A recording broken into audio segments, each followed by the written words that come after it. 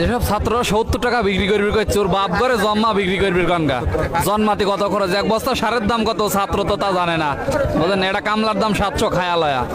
৭০ টাকা বেচবির করছে কিনবি কত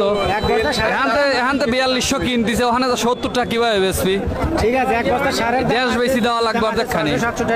কি কাজে যে চার দিলাম ৭০ টাকা বেছেন ৭০ টাকা বেছেন চার দিলাম এই ৭০ কিন্তু আটে তো এসে কিনবে আমরা আটে চার কলি তাই হরা দেয় বুঝেন নাই চার কলি হরা দেয়।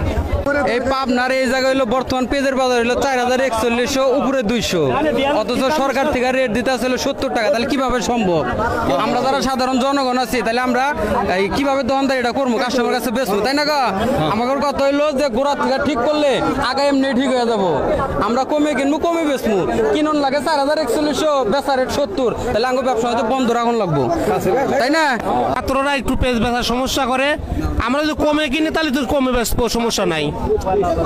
১০০ টাকা কিনে ১০৬ টাকা ৭ টাকা বেচবো এটা ব্যাপার না খরচ আছে ৬০ টাকা।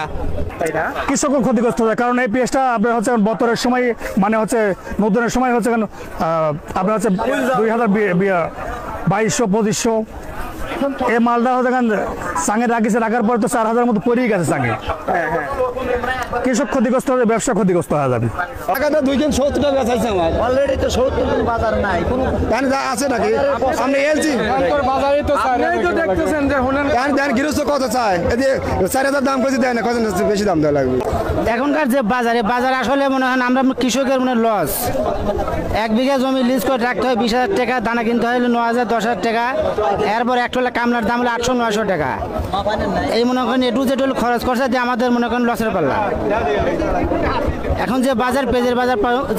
বাজার মনে করেন ৪,৫০০ হলে তাহলে মনে গৃহস্থ কিছুটা পোষাবে।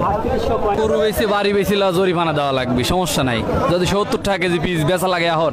তাহলে বাড়ি বেশি গরু বেশি আর আমারও নিজেরও পরিত দেখাওয়া লাগবে